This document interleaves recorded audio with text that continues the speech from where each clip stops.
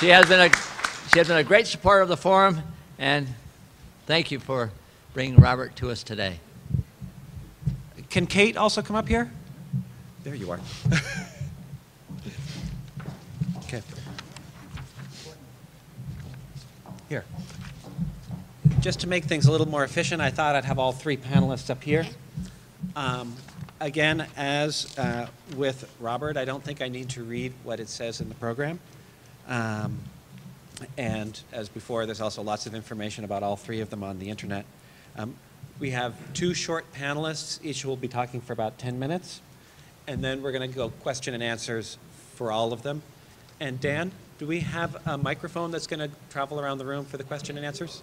You have two of them. Okay, there you go. And so we'll have microphones to go around. I'll come up here and try to moderate the question and answers. If you think of questions, please try to keep them very short because we want to have as much dialogue as possible at this point. Thank you, Kate. Thank you.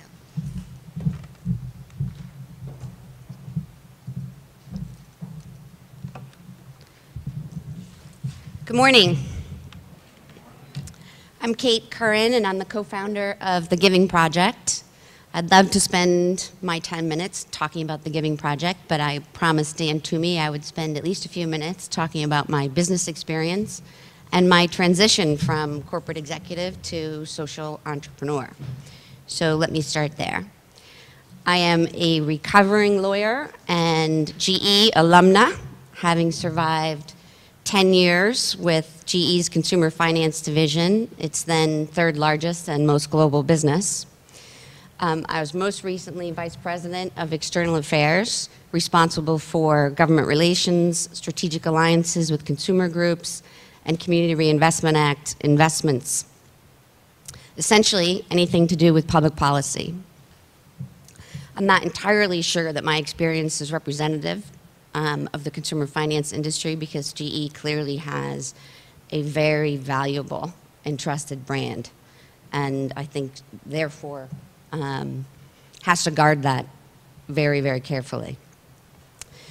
The good news is that when I reflect on my 10 years in the context of today's topic, human values and sustainability, I can tell you that GE executives did think about human values, consumer values, and sustainability in the context of consumer finance.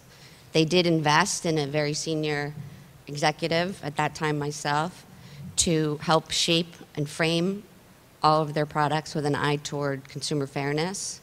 And I can tell you that I had no difficulty getting an audience with the CEO or even his boss, the global CEO. Just to talk about a few examples, a few of my experiences during that time. One of the most difficult discussions was around universal default, which you probably don't know by name, but I'm sure have heard about the practice of credit card companies jacking up interest rates when someone makes a late payment on a utility bill, completely unrelated to their account. We were able to convince our CEO that that was an inherently unfair practice and therefore not sustainable, and that if the industry continued on that path, they were likely to face sweeping federal legislation of the credit card industry. He agreed with us, and unfortunately probably lost several contracts to larger banks that could offer better deals to retailers because they included universal default in their pricing policies. It turns out, though, that we were right, and with the new Congress, very, very quickly, the industry faced literally a tsunami of legislation which took away not only the right to do universal default, but other long established and accepted practices in the credit card industry. On another front, we were able to convince the CEO that if we did not invest significantly in efforts to help victims of identity theft, in addition to preventing fraud, that we were going to lose our right to open up accounts at the point of sale in retail locations, which was a key driver of the business. He was not happy about it, but he did agree and ultimately invested millions of dollars in not only GE, but industry efforts to help consumers. Of course, it probably helped that he himself was a victim of identity theft. And keeping in the global theme, I just want to talk for a minute about credit in developing countries, where I learned a little bit about balance. Interest rates in developing countries are very high, and the specific numbers, at least initially, tend to shock our American conscience. I was sent to one particular country to investigate, and the business leader received me quite openly. I think because he knew that he could defend his business against most criticisms. What I learned, or what I already knew really, in part, was that most developing countries do not have credit bureaus or other methods to assess risk.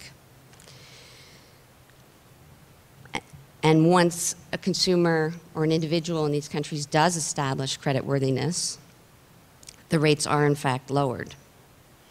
But even more importantly, I think, what I learned was that in less than 5 years, this business had provided hundreds of thousands of people with their first cars and their first homes, and had created more than 4,000 jobs. 4,000 jobs in less than 5 years. And if you spent any time in a developing country, you know how important that is. I was impressed, but I confess that I resigned from GE before I had a chance to study the case too deeply. As I'm sure you can imagine, these discussions weren't always fun. This wasn't the funnest role. They always didn't come out the way I wanted them to. But my transition was driven much less by the nature of the business than by the loss of 3 immediate family members in a little bit over a year and a half. My brother's death was a blow and a very stark reminder of how short life can be.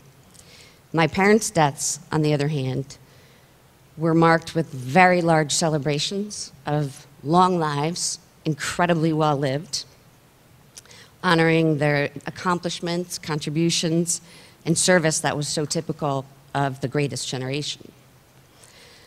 And just in case it wasn't apparent to us, my mother's last words to her 5 remaining children, were, in fact, "I've had a great life."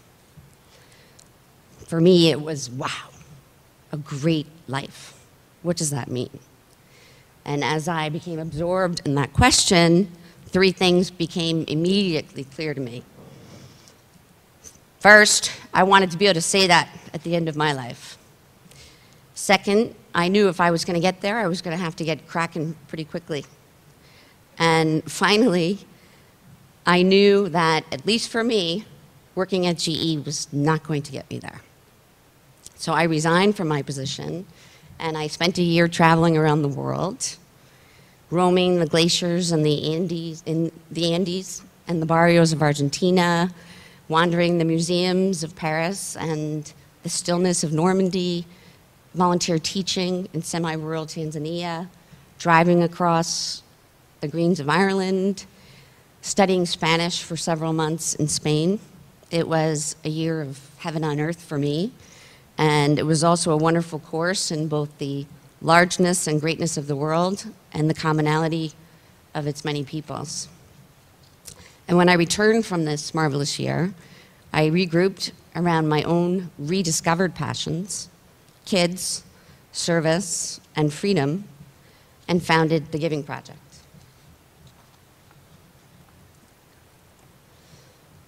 We have, of course, a very nice mission statement, but I think I can sum it all up by saying the Giving Project is about change that you can see. Footbridges that keep kids safe on their way to school, water systems that keep them healthy, schools to educate them, concrete, tangible things that change lives. I chose this mission because I'm equally passionate about helping kids and about creating meaningful opportunities for others to give back as well. I worry a lot about sustainability in this context. Mostly, I worry about the sustainability of our projects. I want to make sure that the people who have invested in us, that their dollars are spent well, that these projects are things that the community really wants, really needs, and will use. We've all heard about things like health clinics, where there are no medicines and no doctors. So the best way that I've been able to think about addressing that is to require for all of our projects, number one, community ownership and participation.